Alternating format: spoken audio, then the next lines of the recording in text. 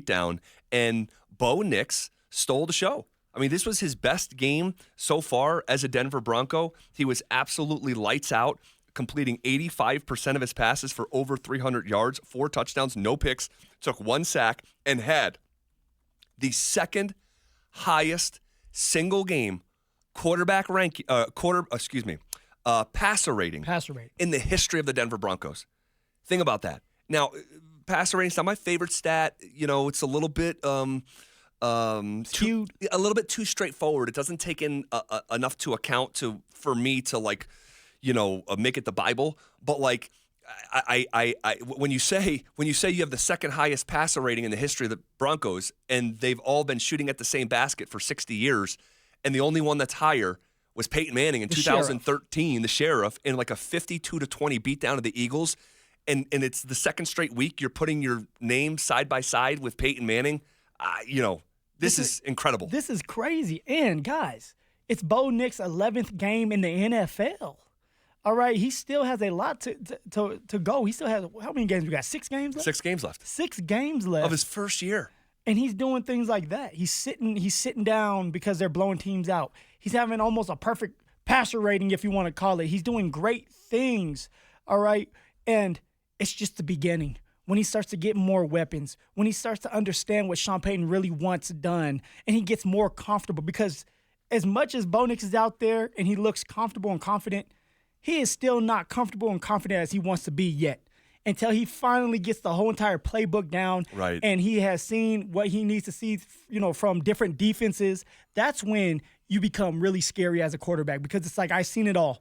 Patrick Mahomes, Tom Brady, I've seen it all. You can't fool me. Aaron Rodgers, you're coming on this blitz. I already know. Yep. All right? Like, it's things like that make you a great quarterback, but you have to start somewhere, and that's where Bo Nix is. Bo Nix is starting somewhere, and it's great to see. It is, and the fact that you're seeing this kind of development at this stage in the game with this unique situation. And I'm not going to sit here on a day like today and beat up the roster, but you guys know what I'm talking about. There is still so much room for the offensive roster to grow. The offensive line was fantastic yesterday. Chef's kiss. Just absolutely fantastic. Winning one-on-one matchups. Beautiful. It really was. It was really fun to watch. And we talked about it last week. This O-line, number 1 in the NFL pass block win rate, according to ESPN's metrics, and just the eye test. It's like, I don't need ESPN to tell me. It was fantastic. What you think about old Bose and his penalty? I understand it, but you still just can't have it. I think it comes from a good place. Yeah.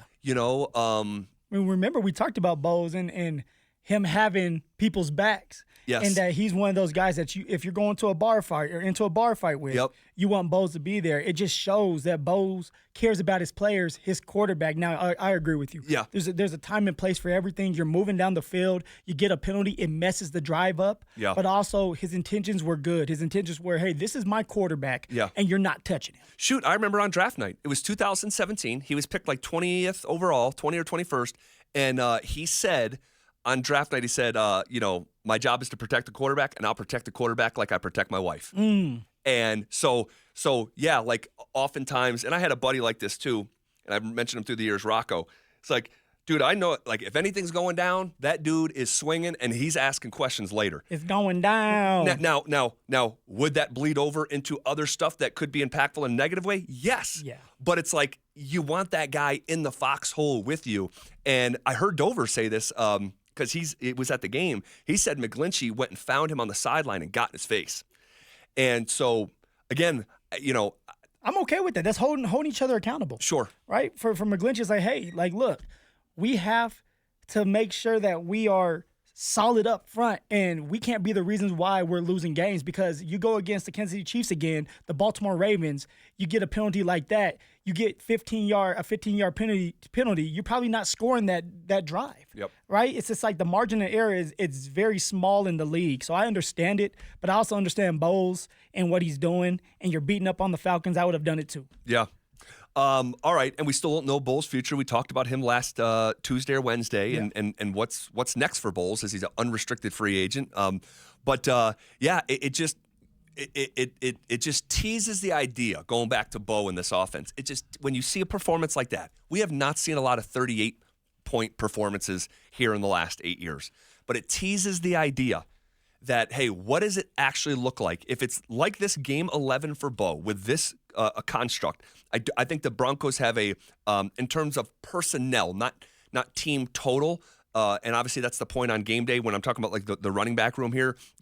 The Broncos ran for 105 yards as a team. Yeah. But I'm talking about from a personnel standpoint, it's one of the most lackluster running back rooms in the league. They still don't have a tight end. They don't have a true slot receiver. They don't have a true number one receiver, like a true number one. And it just teases that idea. Well, not one a day, Vele? Hey, You're disrespecting Vele now, huh? I would not do that. You know where I. Well, you just did. You're not number one receiver. Like Vele, you got Court that's starting to turn up. Court's been great here for about 4 weeks in a row. Yes. I think it is now. He had the 100, it was like 120, 100, then it was 70 in a tug, and then 78 this game as well. Okay, yes, 78. So he's been playing well. But I'm talking about, you know who I'm talking about. I'm talking about the true blue chip guys. The Justin Jeffersons, right? And there's probably 15 of them maybe there's in not the a league. lot of them. No. But it teases that idea. We've been talking about this here. Like once you get the bottom of the pyramid in place, what do? You don't stop. You build up on the base of that pyramid. And the fact that Bo continues to check as many boxes as he is, and he's doing it in concert with Sean Payton, who I thought coached his best football game of the season. We were asking after about a month into the season, saying, "Hey, if this guy's a great play caller. You're paying him second highest coaching contract in the league, third highest of all time after only Belichick and Reed. Why don't we see it schemed up more for your young player?" Phil, I thought there was 5 different instances yesterday that Sean schemed it up for Bo. And I won't get into any great detail with any of these, but I'll just name them off 1 through 5. The touchdown to Nate Atkins, that was a schemed up touchdown. The in-stride pass from Bo to Marvin Mims, who was coming out of the backfield. Wheel route. That's the definition of being schemed up. You had Vele and Sutton just yanking the defenders in conflict away from Mims. He's a free runner. That's schemed up. The screen touchdown for Mims, the great timing, but that's Sean Payton. The Troy Franklin screen touchdown, that was schemed up with blockers, and I forget who was out there, Miners and maybe Burton. That was the whole fourth crew.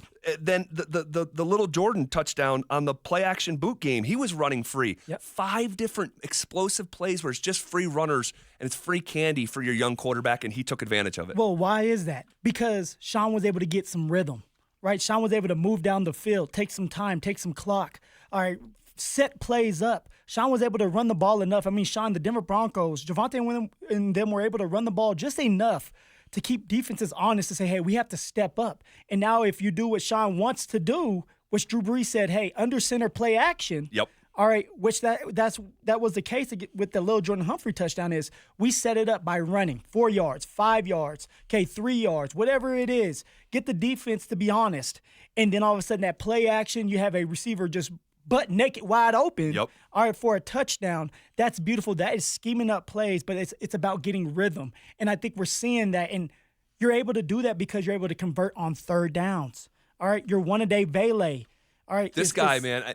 Go ahead, Zach. This is your moment. This Vele is your boo. All right, this is your moment. I don't know why. and look, I'm not going to sit here and be critical because he is getting more involved, and that's the point. But it took this long to obey what your eyes have been telling you since July. I thought he was the best offensive player in training camp, excluding no one. I thought he had the best camp of any Denver Bronco player. And it's like it took Josh Reynolds to not be in there and him just nibbling at the opportunities that he was given. But he's a rookie, Zachy. You know Sean. You know how Sean, and this is the first time Sean has ever taken a rookie quarterback, okay? And he was probably uncomfortable with that, really uncomfortable. But also you have a bunch of rookie players around him. It's hard to do that, and you have to prove to these coaches that you belong here. Yeah, but eventually you just have to obey what your eyes are telling you. Agree. And if Vance Joseph doesn't do that in 2018, you're not a 1,000-yard rusher. You're finishing with 600 yards because, you just can't trust him. Well, at a certain point, after this, he's the same version of himself every single day. You have to get him more involved. Opportunities, though. For me, Royce got hurt. For Vele, Josh Reynolds gets hurt. You take advantage of opportunity, which Vele has done now. All right, and now we're sitting here talking about why Vele's not getting more involved, which he is now, because on third downs he is Tim Patrick. I don't want to disrespect him, but he's Tim Patrick. This is the conversation from the summer. This is not a new conversation. It's like this guy. It's every single day. That's why we came up with the thing, one a day Vele. Like there was a reason. It was like a vitamin. It was every single day that guy made a play in camp, and there was no one else like that. I just wish they would have got him involved earlier. I thought he could have handled it fine. Anyway, we're here now. That's the main point.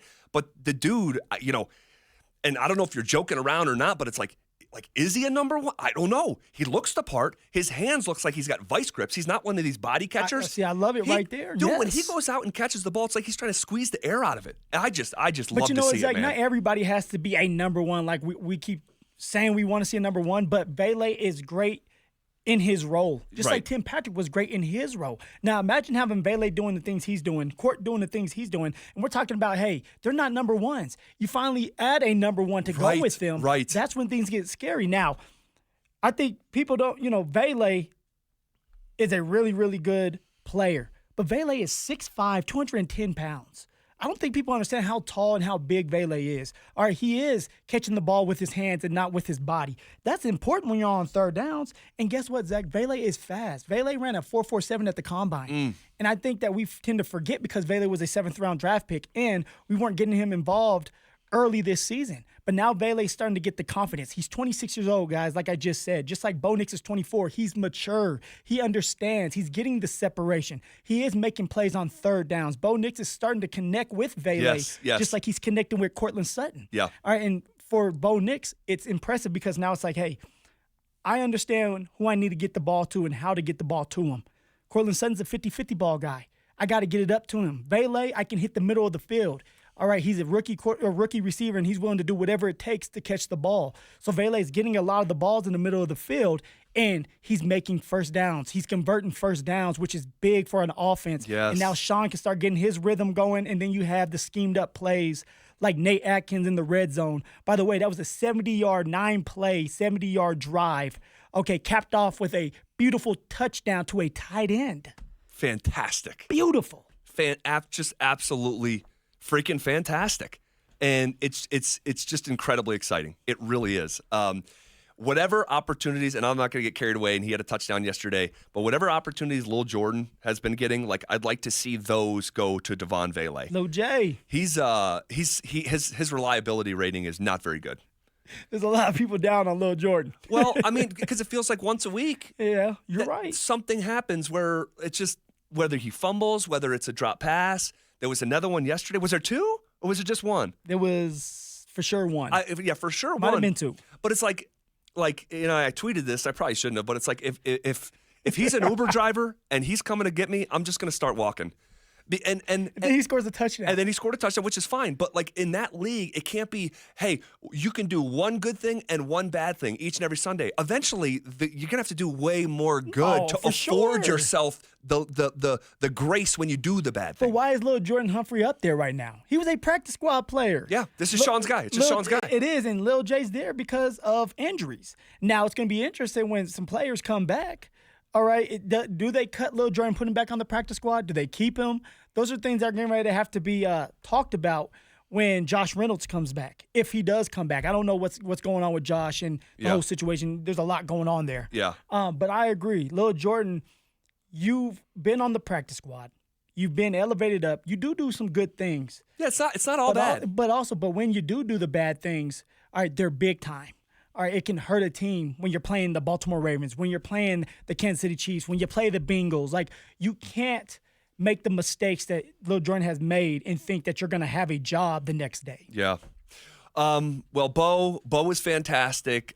Payton, here's Sean Payton after the game talking about Bo Nix. I thought he played well. You feel like you're in good hands. He's smart with the football. He makes plays with his feet. A lot of times you're calling plays for certain looks. The looks aren't there. He's got that ability to create and all the while protect the football. I thought he played really well. It is a really, really awesome line that Bo is walking of, and Sean touched on it there at the end.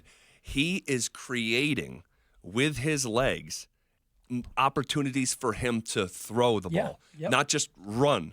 and it happened on the first series. Was it 2nd and 15? Oh, no, excuse me. It was a 3rd and 9. To court, right? Yep. You're on it. Scrambled to the left side on the first series of the game, and he's starting to do this each and every week. He had a play to another one to Sutton later in the game in the second half where the play looked dead. I don't know what happened, and when he scrambled to the right and threw that jump ball to Cortland Sutton with A.J. Terrell, who's darn good player. He is. But that's understanding. That's for Bo Nix, is understanding your receivers. All right, Cortland Sutton is a 50-50 ball guy, 6'4", 225. All you have to do is float it up to him like a basketball, which Cortland played basketball, SMU. Yep. And give him that opportunity. This is where for Bo Nix, it's like understanding my personnel, understanding my teammates and what they do well at and what they do not do, right? I'm not going to sit here and throw a 50-50 ball to Mims, but I'm going to get the ball out of my hands to Mims because I know he can make plays right away. Right. Vele's a taller receiver. Like I said, 6'5", 210. You can put it up a little higher to where defenders are not able to just knock it down and let Vele go get it. Cortland Sutton's the same receiver where it's like you can put it up there and let Cortland go get it. Yeah, give him a shot. And Bo Nix is understanding that, and it's going to make him an even better quarterback. Well, it's incredibly exciting. We'll talk about the playoff probability stuff tomorrow. Playoffs! But I'm just, honestly, I am starting to feel about the Denver Broncos like I started to feel maybe 3 or 4 weeks ago about your Buffs, where it's just it's becoming just the expectation in a way that I could not have seen coming, considering coming into the year, rookie quarterback, state of the roster, all that stuff. It's shifted during the year where I'm just expecting the Broncos to be in the playoffs. I really am. Well, thank God you didn't say you were out on the Denver Broncos. I never said I was out on the Broncos. You never Absolutely did. Not. You never did. Thank God for that. I'm still trying to get you into the club. It's still tough. How hard are you trying? I'm trying hard. I need to write that letter. letter. Look, they've been waiting for the letter, Zach. Oh, my gosh. And the nubs are ready for you to go and kiss. I'd kiss the boot. I'm not kissing the nubs. But for Sean, man, it's a perfect marriage right now with Bo Nix. Now, it was rocky at the beginning like any other marriage. All right, and you have to work hard in marriages. But it takes time, it takes commitment, and everybody knows that's older than me. It's about communicating. That's what it looks like right now between Bo Nix and Sean Payton, is they're communicating. So obviously they went to marriage counseling to get some things worked out. And it was all because Bo had that blow up on Sean. Yeah. And ever since then, things have been good. They've been on great terms. Now, of course, all right, just like a marriage, you're going to have ups and downs, some disagreements. Of course. All right, you might ignore each other, but you got to go back and communicate what you like, what you don't like, what you're going to tolerate, what you're not going to tolerate. And then you move forward, and that's what it looks like Sean Payton and Bo Nix are doing right now. They're moving on forward. They have a healthy relationship, a healthy marriage right now. It's fun to watch. It's a blast to watch. Sean Payton had his best game. Bo Nix had his best game. And you could very fairly argue that this Broncos defense had their best game. So hold that offense and the explosive nature of that offense. We talked about this on Friday coming to the game, talking about Drake London and Mooney. Darnell Mooney. Darnell Mooney. Mooney leading the entire league in explosive plays. No one at the wide receiver position came into this weekend with more explosive plays than Darnell Mooney. They were both top 10 in receiving.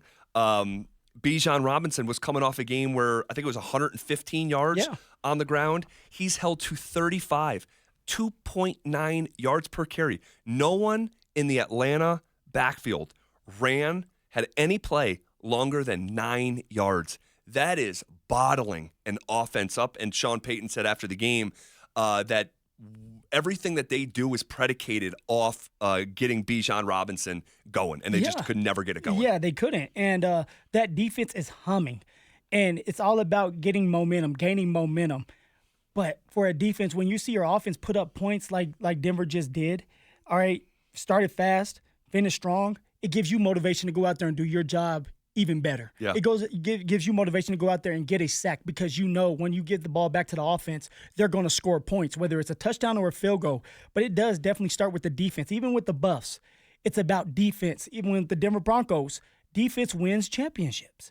Defense is going to help you get to the playoffs, and defense is going to help you be able to dance a little bit at the dance in the playoffs. If you're going to do anything, it starts up front with John Franklin Myers, Zach Allen. Then you got Nick Bonito and Jay Coop. Now, I want to see Jay Coop do a little bit more with the money he's making. Yeah. Well, see, now this is the lens you're under. You're no longer the feel-good 7th-round story. Yeah. You got the bag, so now you need to produce. And Bonito, I mean, what an absolute bat out of hell this guy is. I cannot get enough of Nick Bonito. And then Jonah Ellis, beating the right tackle for a sack. And in the same game, he's playing against his brother's team. They got like 10 of them in there, Zach. That's pretty cool, dude. It really is. That They're is just very an cool. athletic family. But, yeah, Jonah Ellis is showing up. He's getting better. Zach, the rookies are playing ball. Troy Franklin, touchdown. Yep. Okay, Jonah Ellis doing some great things. Bo Nix, he'll win Rookie of the Week yet again. He will. Oh, yeah. Right? And he's creeping up. Brother, we looked this up, and I have it here in my notes here. We looked this up 2 weeks ago. Bo Nix was plus 3,000 2 weeks ago to win Rookie of the Year. That means you put $100 2 weeks ago on Bo Nix to win Rookie of the Year, and he went on. If we went on to win it, you'd win $3,000. Now that same $100 wins you $300. Wow. He is firmly in the Rookie of the Year race, and I said it to you yesterday. I bet it in August. I bet it at 12-1. I got a ticket on Bo Nix to win Offensive Rookie of the Year. Let's go. I think you're just betting on everybody. Like, you know what? Jaden Daniels ends up winning. You're going to come to me and say, hey, I bet Jaden Daniels too. I have one ticket. I got a ticket on Sean Payton to win Coach of the Year, Bo to win Offensive Rookie of the Year. So, I mean, if that happens, it's just, I mean, obviously it's not about me and my money, but it'd be a crazy story. Give me my money. Be a crazy story here in Denver. It will. That the 6th overall draft pick, the fact that he's even in this race, is getting laughed at by Seattle hosts. They thought it was cute that we thought Bo could work. You did say the 6th overall draft, like first round 6th pick is like bad. Well, but it is bad when you're talking about the quarterback position. That there was 5 other quarterbacks taken ahead of him. Crazy. We're gonna redraft this class later like this week. I like We're gonna have a redraft on